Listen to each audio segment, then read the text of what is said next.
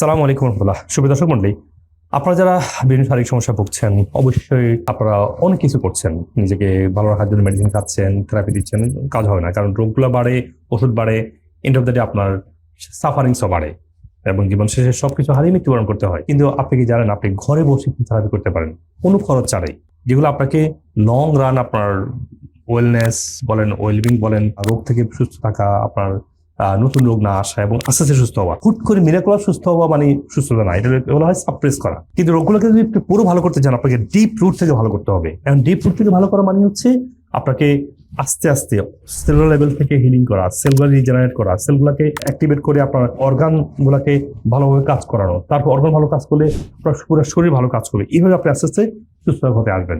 That's called real healing, real wellness. কেমন? Main যে কাজটা করতে হবে সেটা হচ্ছে যে ডায়েট, এক্সারসাইজ ঠিক করতে হবে। যদি আপনার রোগভিত্তিক ডায়েটগুলো দেখুন, ডাক্তারের পরামর্শ নিয়ে দেখুন আপনার কোন রোগের জন্য কোন ডায়েট ফলো করবেন। ডায়েট হাজারো টাইপ আছে, সবার জন্য একই ডায়েট না। তারপরে এসে আপনি ঘরে যে থেরাপিগুলো করবেন, আমি আজকে আপনাদেরকে 10টা ঘরোয়া থেরাপির কথা বলবো যেটা সাইন্টিফিক্যালি প্রুভেন ঘরে কাজ করে, এবং সবগুলো করবেন। এটা লাইফের হ্যাবিট বানিয়ে ফেলবেন। যার যতটুকু প্রয়োজন সেটুকু করবেন, প্রয়োজনে যে কটা পারে সাইন্টিফিক্যালি প্রুভেন মডার্ন রিসার্চ সহ বলবো আপনাদেরকে এখন। আপনারা দয়া করে মন দিয়ে শুনবেন এবং শেয়ার করবেন।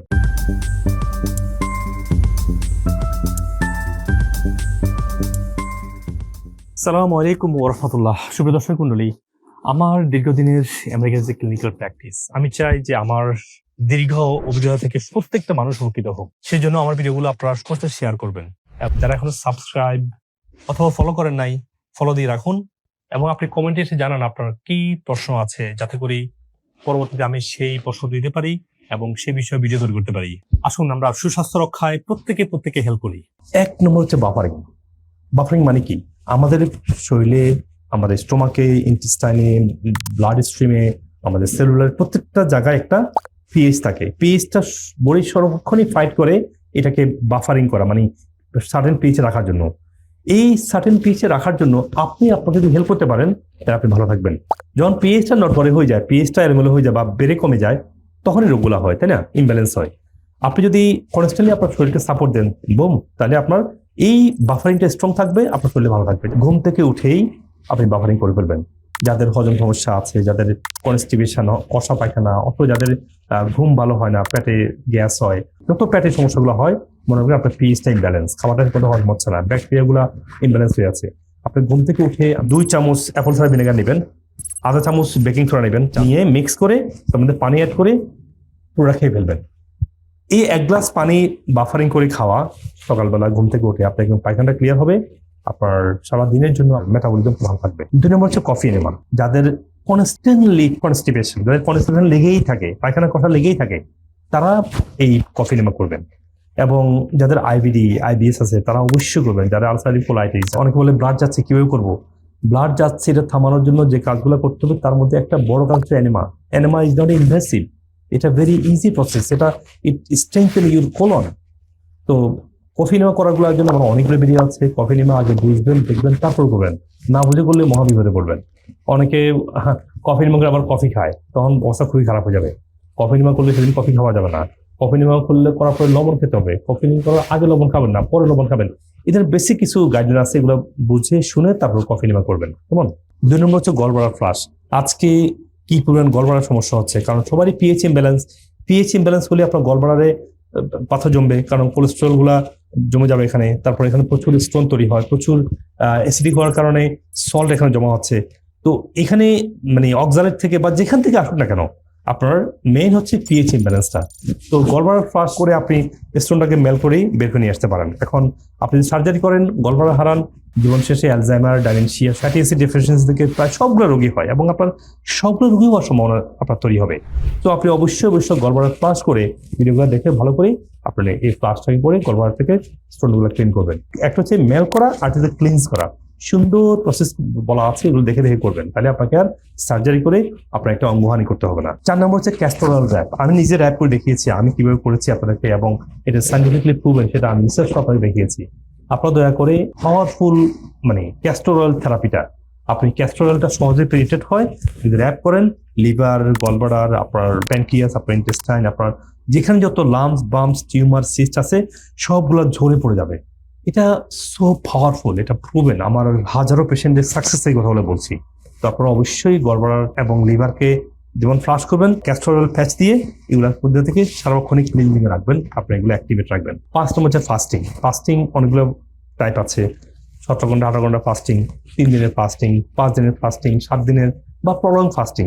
এটা আমি আমার বইতে অনেকবার দেখিয়েছি, আপনারা ওটা ভালো করে দেখবেন। আর ফাস্টিংটা 17 ঘন্টা ফাস্টিং খুব সহজ, সবাই সবসময় করবেন, অসুস্থ মানুষের সারা জীবন করবেন, এবং এবং মাঝে মাঝে 3 দিন ফাস্টিং করবেন। যারা মেটাবলিক হিউজ সমস্যা, গড়বড়ার সমস্যা হলে 3 দিনের ফাস্টিং করে গড়বড়ার ফ্লাশ করবেন। যাদের autoimmune disease, huge metabolic distress, তারা 5 দিনের বা 7 দিনের ফাস্টিং করার চেষ্টা করেন। ড্রাই ফাস্টিং করবেন না, ওয়াটার ফাস্টিং করবেন না। বেস্ট হচ্ছে ডিটক্স ফাস্টিং, লেবু, আদা, ইসবগুলের বসি, হলুদের চা এবং গ্রিন টি এবং নারকেল তেল, এই 6টা খাবারকে আপনারা 3 দিন বা 5 দিনের ফাস্টিং করবেন, শরীরটাকে পুরো একটা হিউজ আপলিফ্ট করবেন। যেমন হচ্ছে ইয়োগা। অনেকে মা বোনরা বলে আমরা কিভাবে বাড়ি যাবো, দৌড়াবো, আমরা কি দৌড়াবো না? আপনার দৌড়াতে হবে না, আল্লাহ আপনাকে তৈরি করে নাই। আপনি ঘরে এগুলো করেন, ঘরে আঙ্গিনায় সানলাইটে বসে এগুলো করেন, আপনি বোরকা পরে করতে পারেন, আপনি স্বাধীনতার মধ্যেই আপনি ব্যায়াম করতে পারেন, কোনো সমস্যা নাই। সানলাইট ইফেক্ট করতে পারে কাপড়ের মধ্যে দিয়ে, কেমন? তো আপনারা এটা খেয়াল রাখেন। আপনার এই ইয়োগাটা আপনারা ইউটিউব দেখে করেন, আমি অনেকগুলো ইয়োগা দেখিয়েছি, সেগুলো দেখে করতে পারেন। 7 নম্বর হচ্ছে ব্রিদিং এক্সারসাইজ। আপনার ব্লাড প্রেশারকে ভালো রাখার জন্য, ভালো ঘুম হওয়ার জন্য, এনার্জি ফিরে আসার জন্য, শরীরে কুইকলি অক্সিজেনটাকে বাড়ানোর জন্য আপনার ব্রিদিং এক্সারসাইজ করুন। ব্রিদিং এক্সারসাইজটা আমি অনেকবার দেখিয়েছি, এখন আমি একটু শর্টলি দেখাই। যেমন আপনারা ডায়াফ্রাম ব্রিদিং বলে, ডায়াফ্রামকে আপনি ফুলাবেন নিঃশ্বাস নেওয়ার সময় 4 সেকেন্ড নেবেন, মানে আপনি বুকটাকে ফুলাবেন, পেটটাকে চেপে রাখবেন 4 সেকেন্ডে, আর 7 সেকেন্ড ধরে রাখবেন। ধরে রেখে পেটটাকে আবার চাপবেন, বুকটা কোনো চাপবেন না, পেটটাকে চেপে আপনার 8 সেকেন্ডে নিঃশ্বাস বের করবেন। এবার আপনি 8 বার করবেন। যদি সকালে 8 বার, বিকেলে 8 বার করেন, আপনার দেখবে এনার্জি, পজিটিভিটি, আপনার স্ট্রেস সবকিছু কন্ট্রোলে থাকবে। এরপর ঘুমানোর আগে ভালো ঘুম হবে। ঘুমানোর আগে যারা এই ব্রিদিং এক্সারসাইজটা 8 বার করবে, তাদের সহজে ঘুম চলে আসে, কারণ অক্সিজেন আসলে ব্রেন খাম হলেই ঘুম চলে আসবে, এটা স্বাভাবিক। 8 নম্বর হচ্ছে মেডিটেশন। এখন মেডিটেশনটা আমরা বুঝি না, আপনাকে মেডিটেট করতে হবে। রাসূলুল্লাহ মেডিটেট করেছেন। মেডিটেট করা যে মানে সুন্নাহ, আমরা সুন্নাহ পরিচিত করবো।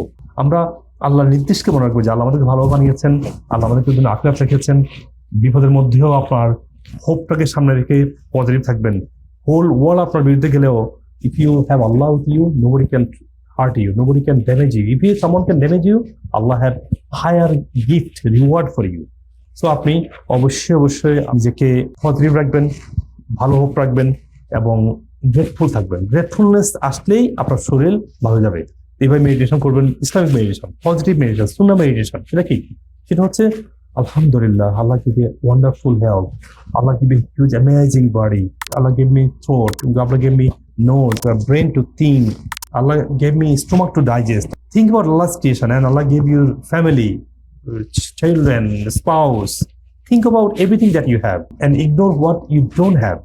And thinking this all the positive, মুখে বলবেন, আঠারিং করবেন। এইভাবে আপনাকে নিজেকে পজিটিভ রাখবেন, সেটা হচ্ছে মেডিটেশন। 9 নম্বর হচ্ছে সলবাত। সলবাতটা কি? সলবাতটা হলো, আমি দেখিয়েছি ভিডিও দেখবেন, যে আপনার বাথটাবের মধ্যে ডেইলি আপনি ব্যায়াম করে এসে 1 কাপ এপসম সল্ট এবং 1 কাপ বেকিং সোডা দিয়ে বাথটাবের মধ্যে দিয়ে এখানে 15 মিনিট গরম পানিতে নিজেকে চুবাই রাখবেন। শরীরে অ্যাসিডটা অ্যালকালাইন হবে এবং সল্ট এসে আপনার শরীরের, সল্ট মানে এপসম সল্ট, ম্যাগনেসিয়াম সল্ট, শরীরে আপনার অক্সিজেন সিচুয়েশনটা বাড়াবে, আপনার শরীরে হাইড্রেশনটা বাড়াবে এবং টক্সিনটাকে দূর করবে, সমস্ত জার্মগুলোকে দূর করবে। মনে রাখবেন, শরীরে ইনফেকশন দূর করতে পারলে, ইমিউন সিস্টেম ভালো করতে পারলে, হাইড্রেট হতে পারলে, টক্সিন দূর করতে পারলে, মেটাবলিজমকে ভালো করতে পারলে, that's enough for you health. So এই বাথটাবের মধ্যে আপনার এই salt bath with baking soda and Epsom salt, 2টা মিলিয়ে বাথ করে আমি দেখিয়েছি, ওটা করবেন। এটা হচ্ছে সো পাওয়ারফুল। এটা আপনি ডেলি করবেন ব্যায়াম করে এসে। 10 নম্বর কি বলেন তো? ঘুম। ঘুমটাকে থেরাপি? ইয়েস, ঘুমটাকে থেরাপি, ঘুমটাকে নিয়ামা। আপনার পৃথিবীর অর্ধেক সুখ ঘুমের মধ্যেই। যারা না অসুখ, যারা ঘুমাতে পারে না, সুবহানাল্লাহ। ঘুমানোর জন্য অনেকগুলো টিপস আছে, আমি দিয়েছি অনেকগুলো জিনিস আগে। ঘুমাইতে পারলেই আপনার শরীর হিলিং হয়ে যাবে। ঘুমানোর জন্য আপনার এনার্জি খাবার খাবেন না, ঘুমানোর কয়েক ঘন্টা আগে আপনি খাবার শেষ করবেন, শরীরে এনাফ পানি রাখবেন, মানে সারাদিন পানি খাবেন, বা ঘুমানোর সময় পানি খাবেন না। আবার এক্সারসাইজ করবেন, শ্বাসের ব্যায়াম করবেন।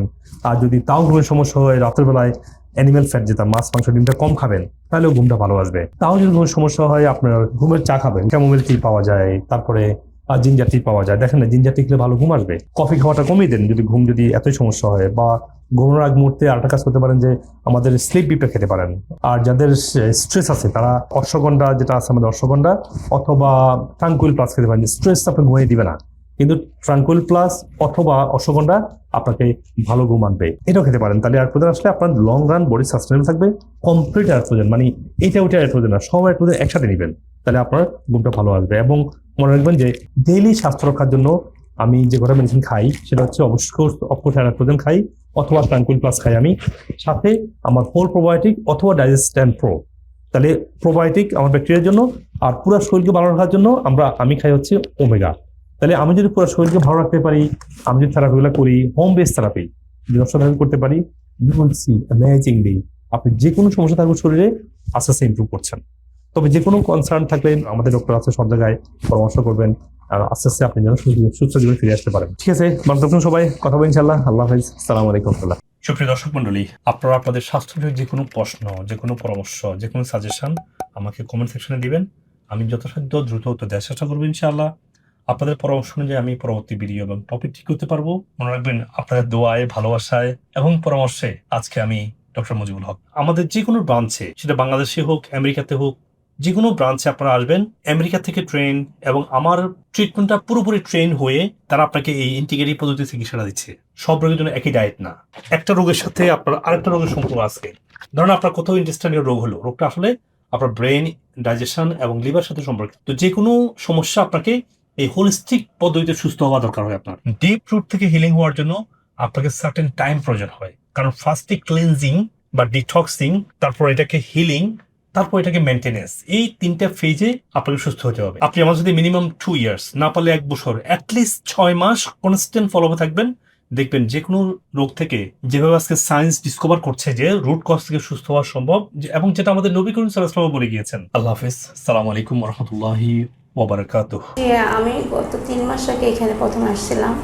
আমার শারীরিক অনেক সমস্যা ছিল, থাইরয়েডের প্রবলেম, আপনার আর্থ্রাইটিসে আক্রান্ত, পেইন মাথা থেকে পায়ের নখ পর্যন্ত, আর আপনার গ্যাসের প্রবলেম ছিল, শ্বাসকষ্ট ছিল। আলহামদুলিল্লাহ আমি সব ট্রিটমেন্ট নিয়েছি, এখন নিচ্ছি নিয়মিত। আর আলহামদুলিল্লাহ আমি আগে থেকে অনেক বেটার ফিল করতেছি। পেটে ব্যথা, বমি, পাতলা পায়খানা, খাবার দাবার কোনো রুচি ছিল না, শরীরে উঠতো না। পরে যখন আমরা স্যারের ঠিকানাটা পেলাম, আসলাম, সেমিনার করলাম, জানলাম, বুঝলাম, তাতে আপনি সুস্থ আছে আলহামদুলিল্লাহ। ডায়াবেটিস আমার আলহামদুলিল্লাহ এখন লেভেলে একদম 4.1 এখানের জন্য ফেথফুল আমি দোয়া করি, এখানে সবাইকে দোয়া করি যে এখানে যে সিস্টেমটা আমার মনে বিশ্বমিত কোথাও আছে কিনা জানি না, এটাই সবচেয়ে প্রথম টাইম আমি দেখলাম আর কি, একটা রোগীকে সুস্থ করে এখান থেকে বাইর করে।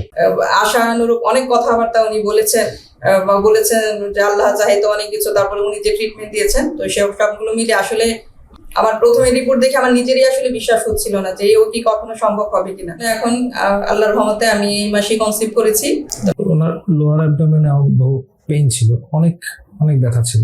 আলহামদুলিল্লাহ এই ওষুধ খাওয়ার পর আস্তে আস্তে ওই ব্যথাটা চলে গেছে।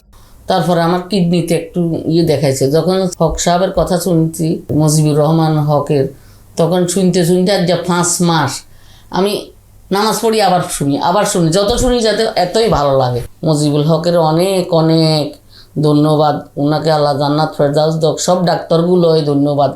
যখন ধরা পড়ে গলব্লাডার স্টোন, অনেকগুলো ডক্টর দেখিয়েছি, সবাই বলেছে এটা সার্জারি করতে হবে, সার্জারি ছাড়া কোনো ওয়ে নেই। তখন আমি পুরো ভেঙে পড়ি যে এত অল্প বয়সে আমি আমার গলব্লাডার কেটে ফেলে দিব, এটা কেমন একটা বিষয়। এরপর আমি ইউটিউব অনেক ঘাটাঘাটি করে হক স্যারের একটা ভিডিও পাই, ওই ভিডিও দেখে আমি আমেরিকান ওয়েলনেস সেন্টারের ঠিকানা জোগাড় করে এখানে আসি। এরপর মাহমুদা ম্যামের আন্ডারে গলব্লাডার ফ্ল্যাশ করি, আর 2বার ফ্ল্যাশের পরে আমার এত পাথর বের হয়েছে, আমি নিজে দেখে অবাক হয়ে গেছি যেগুলো আমার ভিতরে ছিল, সাথে আরো অনেক টক্সিনস বের হয়েছে। যখন আমি এমনি অনেক ডাক্তার দেখাইছি, ওষুধ খেয়েছি, কিন্তু কোনো কাজ হয়নি।